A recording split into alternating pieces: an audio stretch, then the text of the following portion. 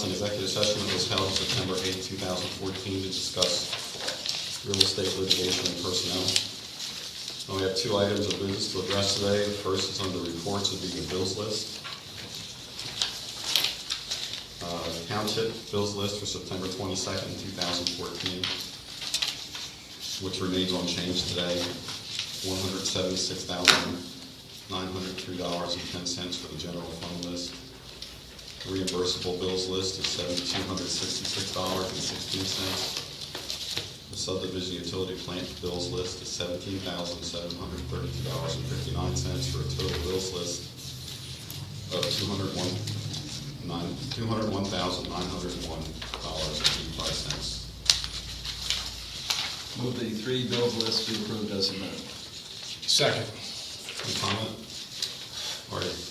Question. You have the Pizza and Associates PC. It's for the Spafford zoning hearing? Yes. What's the question? Yeah, question is, why is the township paying for this? Is it something that our legal people didn't do or couldn't handle, or? Jim, you want to? Yeah, do that? Mr. Tepitza is the solicitor for the zoning hearing board, which has its own separate solicitor, because often the township needs to be represented at a zoning hearing meeting. So you can't have the township solicitor be both the solicitor for the zoning hearing board and represent the township at the same time. This was for the Spafford zoning hearing, and this was a situation where they paid a fee for the zoning hearing, so this would have been covered by part of that fee. Okay, and the other question, Ken, was on the pickup truck for 24,000 something. I understood we had a Crown Vic at the time ordered and everything. It was supposed to have been in, I believe, was it last year or this year? And instead we got a pickup truck. What transpired? Well, it wasn't, if I can answer that, it's not a Crown Vic, because Crown Vics aren't made anymore. Right. What we were looking to get instead was a Tahoe. a GMC Tahoe, and because of the issues that General Motors is having, we were unable to obtain the Tahoe. So what we did instead is bought a vehicle, essentially, which was available immediately. All right.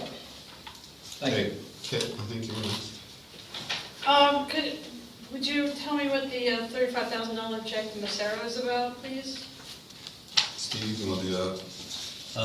The check to Massaro was to resolve litigation that related to stormwater runoff, claims that the township violated certain provisions of the Stormwater Act by replacing culverts that directed stormwater onto the Massaro property. The township denied any wrongdoing in that. The insurance carrier paid a substantial sum to Massaro to resolve it, and the township contributed a negligible sum to address some, in lieu of addressing some improvements to the property like riprap and pulling back some culverts.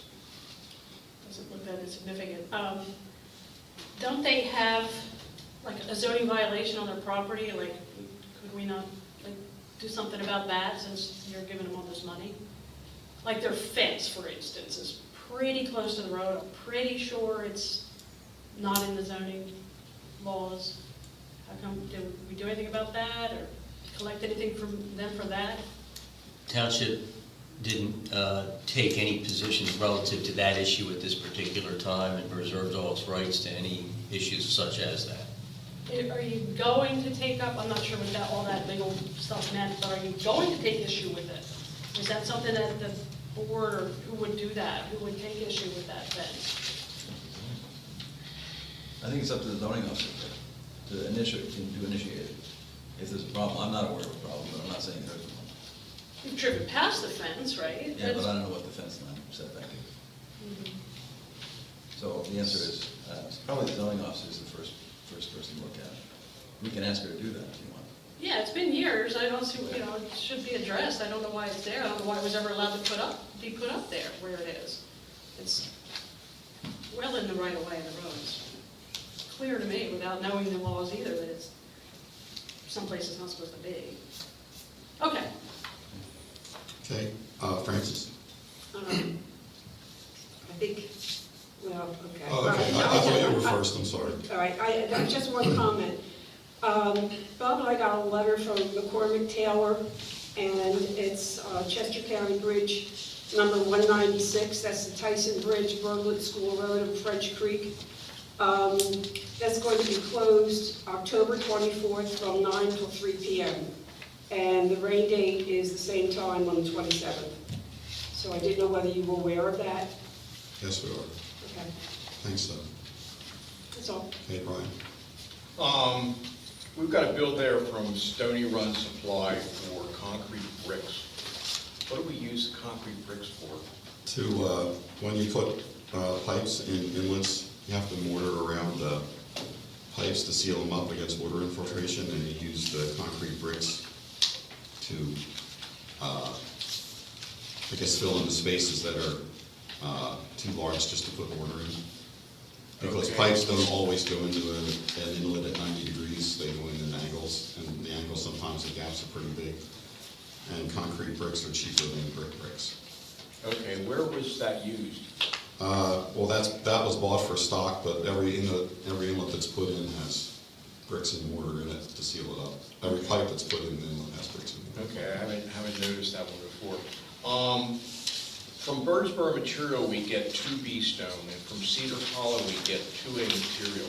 What's the difference between the two of them? 2A material is, the letter designations A and B have to do with the size of the underlying stone, and the 2A material has fines in it. That's a PennDOT designation, Mm-hmm. and 2B is clean stone. Okay, and we've got various bills there for Lexington Boulevard, and when it showed up on the website, it was initially a one-day job, and then it expanded out to, some longer time frame. What was wrong with it in the beginning, and what caused it to run so long?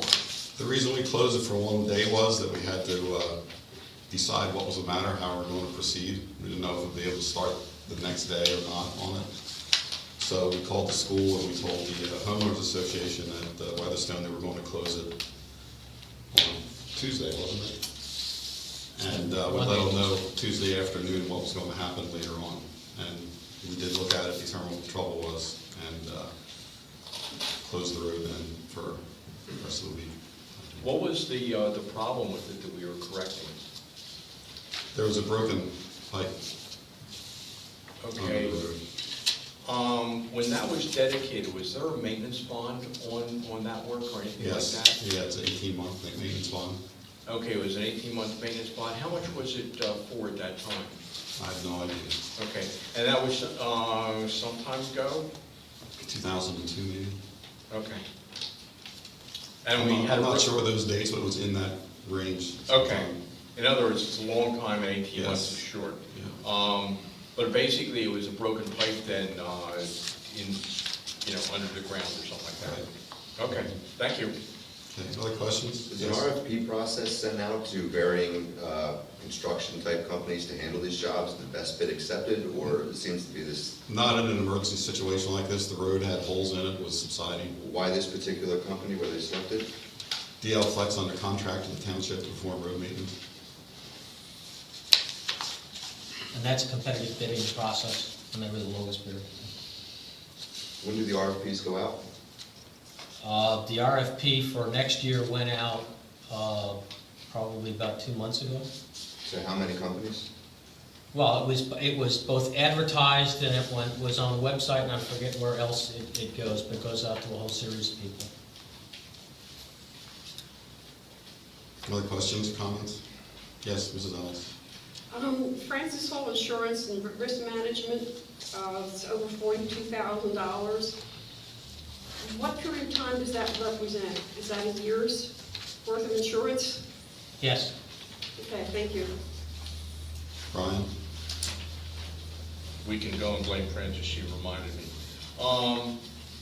In the utility plant bills, there was a separate set of $15,000 for again, insurance for various and sundry type things. Is there some reason why that isn't wrapped up as one big huge bill? Or are they really together, but then we split the costs out? It is together in one bill, and the cost gets split out depending on property. Okay, thank you. Other comments or questions? Yeah, George. The driveway at the old township building, Yeah. the recent paving, that was, I understood, to fix erosion, is that what this? Yes. To fix the silt from running down on the Todd and Todd paved parking lot. That's what the purpose was of that. But hasn't that been like that forever? Did something change to make? The sudden change was that the Todds paved their parking lot, and the silt that washed off the gravel driveway then laid on their pavement. Well, the township didn't own the property until recently. So. And we didn't own it until now, so until a couple months ago. So it was washing down before, but it was ending up on gravel and no one noticed? Right, that's right, yeah. Okay. Other questions or comments? Motion's been made and seconded. All those in favor? Aye. Next item is repairs to Horseshoe Trail. This would be, excuse me, the section of Horseshoe Trail from Davis Lane to the four-way stop sign at Birch Run Road and Brighton Way. I don't know if any of you recall that we had put out bids on Penn Bid for cold-in-place recycling and paving at the recommendation of our township engineer. He had estimated the cost at $125,000. We got one bid, it was I think $172,000, is that right, Jim? That's correct.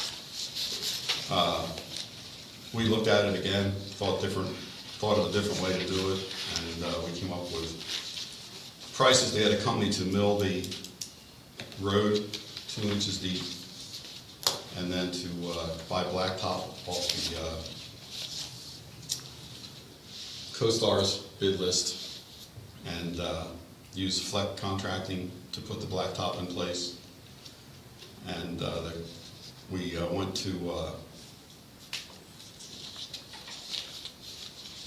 Liquid Fuels Fund administrators for Chester County, got the project approved and got a number on it, which means that all the labor, equipment, materials that are hired meet the state requirements. And we've come up with a estimate of $129,000 to do that work. And our concern was that as much as the paving deteriorated last year, it's continuing to do so even in the summer. And we thought that, even the engineer thought that if we had another winter approaching what we had last winter, that by spring it would be a much more expensive repair. So we decided to put these numbers together. So the board is here today to consider whether or not to approve this project. That's the reason really for the special meeting, because it has to be done by November 1st, is that right? That's correct. Or Liquid Fuels won't pay for any of the labor or materials or equipment hire.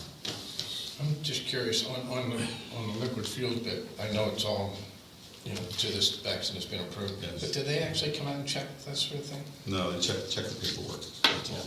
They do a audit, and they do an audit every 2 years. So there's someone who comes out, audits all the expenditures against liquid fuel count every 2 years. And you do have to go show them what you did. Oh, absolutely. But in terms of this process that we are going through now, it's an email process with the local representative of PennDOT, the local liquid fuel representatives of PennDOT, and they tell us what we have to do, and we run around and do it. So based on these emails, this has been approved by PennDOT? This has been approved by PennDOT, yes. And we're going to be able to carry forward how much after this? Let's see, over $100,000. Liquid fuels fund. Yes. So if somebody would like to make, I guess we need a motion to approve this project beforehand, right? I move that we approve the project and the estimated amount of $129,400 for the estimate submitted. Second motion. Any comments? Brian? The original estimate by the engineer to do the cold-in-place repaving was $125,000, correct? Yes. And what we're coming up with now for a number is $129,000, which is a different process but similar. It's a different process. What we're proposing to do on this project is more of a standard milling off the bad pavement and putting down a 3-inch compacted layer of blacktop on top, of asphalt on top. Was the assumption that the hold-in-place repaving was going to be a cheaper process? Yes. Okay. But one thing that the engineer did say, but didn't think that it was, he didn't think it was important to mention at the time, was that there's a limited number of contractors that do the cold-in-place recycling, maybe 3 that do it in southeast Pennsylvania. And the fact that they were busy, they want to, they have plenty of work, so they'll bid more work, but they want to make sure they have a good profit margin in it. Is that why one of the questions that came up on the bid site was whether the bid could be rolled into the next year? I don't know about that. The engineer handles all those things. Okay. Marty, Who's going to do the milling? a company called Rotomill from Olney, Pennsylvania.